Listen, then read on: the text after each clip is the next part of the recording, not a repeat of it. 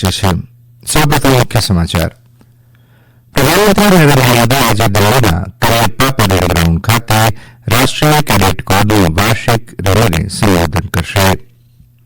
રાષ્ટ્રપતિ દ્રૌપદી મુર્મુએ ગઈકાલે 75મા પ્રજાસત્તાક દિવસના અવસરે રાષ્ટ્રપતિ ભવન ખાતે એટ હોમ સ્વાગત સમારોહનું આયોજન કર્યું.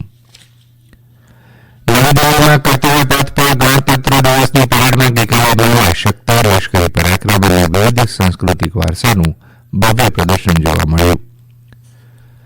ભારત અને ફ્રાન્સે સંયુક્ત નિવેદનમાં ન્યાયી અને શાંતિપૂર્ણ આંતરરાષ્ટ્રીય વ્યવસ્થા જાળવવા માટે પ્રયાસ કરવાના સંકલ્પનો પુનરોચ્ચાર કર્યો. બંગાળમાં મહાગઠબંધનના બે મુખ્ય પક્ષો રાષ્ટ્રીય જનતા દળ અને જનતા દળ યુનાઇટેડ વચ્ચે તણાવ વધવાના સમાચારથી રાજકીય વાતાવરણ ગરમાયું. અને એફઆઈએચ હોકી 5S બિલિયન વિશ્વકપની ફાઇનલમાં આજે ભારતનો મુકાબલો નેધરલેન્ડ સામે થશે. સમાચાર વિગતવાર. પ્રધાનમંત્રી નરેન્દ્ર મોદી આજે નવી દિલ્હીના કરિયપ્પા પરેડ ગ્રાઉન્ડ ખાતે વાર્ષિક રાષ્ટ્રીય કેડેટ કોર એનસીસી પરેડ રેલીને સંબોધન કરશે. કાર્યક્રમ દરમિયાન અમૃતકાળની એનસીસી વિષય અંગે સાંસ્કૃતિક કાર્યક્રમ રજૂ કરવામાં આવશે, જેમાં અમૃત પેઢીના યોગદાન અને સશક્તિકરણને દર્શાવવામાં આવશે. આ વર્ષની રેલીમાં 24 દેશોના 2000થી વધુ એનસીસી કેડેટ્સ અને યુવા કેડેટ્સ ભાગ લેશે. વિશેષ અતિથિ તરીકે વાઇબ્રન્ટ ગામોના 400થી વધુ સરપંચો અને દેશના વિવિધ ભાગોમાંથી વિવિધ સ્વસહાય જૂથો સાથે સંકળાયેલી 100થી વધુ મહિલાઓ પણ આ રેલીમાં ભાગ લેશે. રાષ્ટ્રપતિ દ્રૌપદી મુર્મુએ ગઈકાલે રાષ્ટ્રપતિ ભવનમાં 75મા પ્રજાસત્તાક દિવસ નિમિત્તે એટ હોમ કાર્યક્રમનું આયોજન કર્યું હતું. આ પ્રસંગે ફ્રાન્સના રાષ્ટ્રપતિ ઇમેન્યુએલ મેક્રોન પણ ઉપસ્થિત રહ્યા હતા. ઉપરાષ્ટ્રપતિ જગદીપ ધનખડ, પ્રધાનમંત્રી નરેન્દ્ર મોદી, લોકસભા અધ્યક્ષ ઓમ બિરલા, મુખ્ય ન્યાયાધીશ ડીવાય ચંદ્રચૂડ સહિત અનેક મહાનુભાવો પણ ઉપસ્થિત રહ્યા હતા. આ કાર્યક્રમમાં રાજનાથસિંહ, ડોક્ટર એસ જયશંકર, અનુરાગસિંહ ઠાકુર, સ્મૃતિ ઇરાની, મનસુખ માંડવિયા અને ધર્મેન્દ્ર પ્રધાન સહિત ઘણા કેન્દ્રીય મંત્રીઓ પણ ઉપસ્થિત રહ્યા હતા. રાષ્ટ્રપતિ મુર્મુ અને ફ્રાન્સના રાષ્ટ્રપતિ ઇમેન્યુએલ મેક્રોને રાષ્ટ્રપતિ ભવનના લંડન મુલાકાત લીધી હતી અને તેમની સાથે વાતચીત કરી હતી. તો રાષ્ટ્રપતિએ વિદેશી પ્રતિનિધિઓ સાથે પણ મુલાકાત કરી હતી.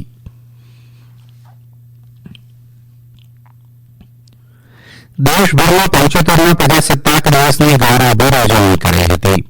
રાષ્ટ્રીય કક્ષાની ઉજવણી દરમિયાન કર્તવ્ય પથ પરની પરેડમાં નારી શક્તિ, લશ્કરી કૌશલ્ય અને વૈદિક સાંસ્કૃતિક વારસાનું પ્રદર્શન કરાયું હતું. રાષ્ટ્રપતિ દ્રૌપદી મુર્મુએ નવી દિલ્હીના કર્તવ્ય પથ પર રાષ્ટ્રધ્વજ લહેરાવ્યો અને પરેડની સલામી ઝીલી હતી. ગણતંત્ર દિવસ સમારોહમાં ફ્રાન્સના રાષ્ટ્રપતિ ઇમેન્યુએલ મેક્રોન મુખ્ય અતિથિ રૂપે ઉપસ્થિત રહ્યા હતા. પ્રધાનમંત્રી, સંરક્ષણ મંત્રી, વિવિધ પક્ષના નેતાઓ, વિદેશી મહેમાનો સહિત 13,000 જેટલા મહાનુભાવો આ સમારોહમાં સહભાગી થયા હતા.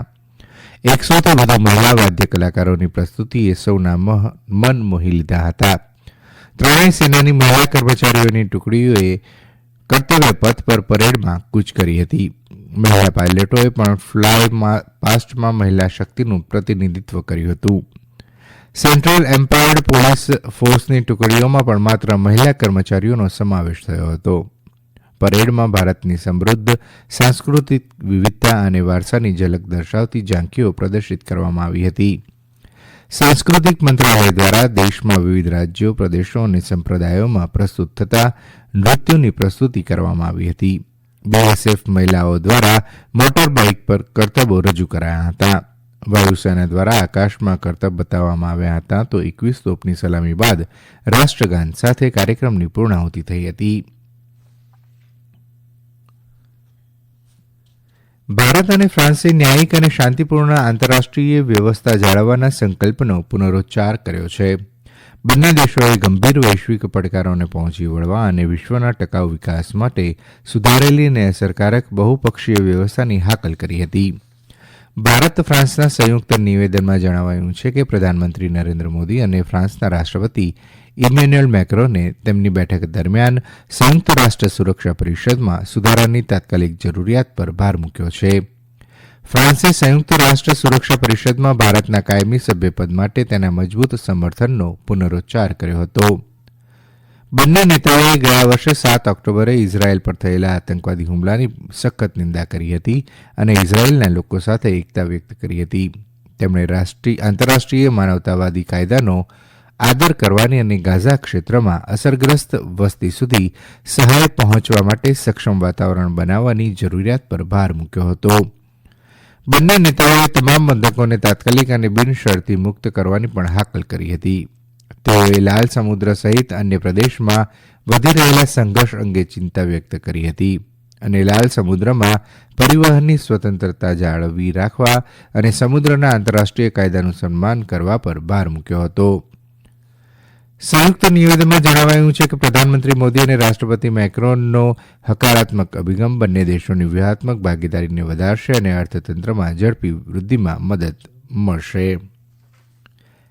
આ સમાચાર આપ આકાશવાણી પરથી સાંભળી રહ્યા છો. બિહારમાં મહાગઠબંધનના બે મુખ્ય પક્ષો રાષ્ટ્રીય જનતા દળ અને જનતા દળ યુનાઇટેડ વચ્ચે તણાવ વધવાના સમાચારથી રાજકીય વાતાવરણ ગરમાયું છે. બિહારના મુખ્યમંત્રી નીતિશકુમારના વંશવાદી રાજકારણ પરના નિવેદન બાદ મહાગઠબંધન સાથી પક્ષો રાષ્ટ્રીય જનતા દળ અને જનતા દળ યુનાઇટેડ વચ્ચે તણાવ વધી ગયો છે. વિપક્ષી ગઠબંધન INDIA લોકસભા ચૂંટણી માટે સીટ વહેંચણીમાં વિલંબ અને રાજ્ય સરકારના ઘટક પક્ષો વચ્ચે સંકલનના અભાવે આ ઝઘડામાં વધારો થયો છે. દરમિયાન જનતા દળ યુનાઇટેડના પ્રમુખ નીતિશકુમારે પટનામાં પાર્ટીના વરિષ્ઠ નેતાઓ અને કેટલાક ધારાસભ્યો સાથે ચર્ચા કરી હતી. રાષ્ટ્રીય જનતા દળના વડા લાલુ પ્રસાદ પટનામાં પોતાના વરિષ્ઠ નેતાઓ અને ધારાસભ્યો સાથે બેઠકો કરી રહ્યા છે.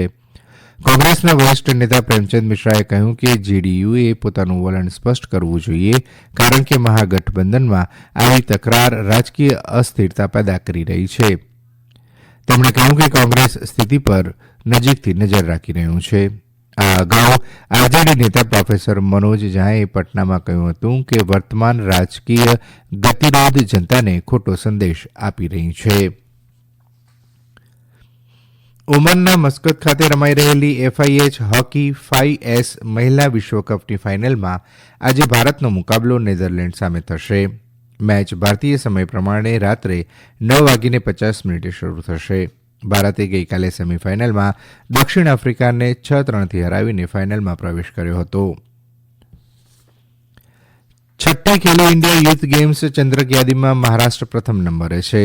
વેઇટલિફ્ટર મેઘા આહિર અને 10 મીટર એર રાઇફલ મિશ્રિત ટીમની જોડી ઈશા ટકસાલ અને પાર્થ માનેની જોડીએ 2 સુવર્ણચંદ્રક જીત્યા બાદ મહારાષ્ટ્રે અત્યાર સુધીમાં 28 સુવર્ણ, 24 રજત અને 31 કાંસ્ય ચંદ્રક જીત્યા છે. જ્યારે બીજા સ્થાને તમિલનાડુએ વેઇટલિફ્ટર એલ ધનુષે છોકરાઓની 55 કિલોગ્રામ વર્ગમાં સુવર્ણચંદ્રક જીત્યો અને નિશાનેબાજ નીલા રાજા બાલુ અને યુગન SMA ટ્રેપ મિશ્રિત ટીમે રજતચંદ્રક મેળવતા તમિલનાડુ પાસે હવે 26 સુવર્ણ, 13 રજત અને 23 કાંસ્ય ચંદ્રક છે. જ્યારે ત્રીજા સ્થાને રહેલા હરિયાણાએ 21 સુવર્ણ, 13 રજત અને 23 કાંસ્ય ચંદ્રક જીત્યા છે.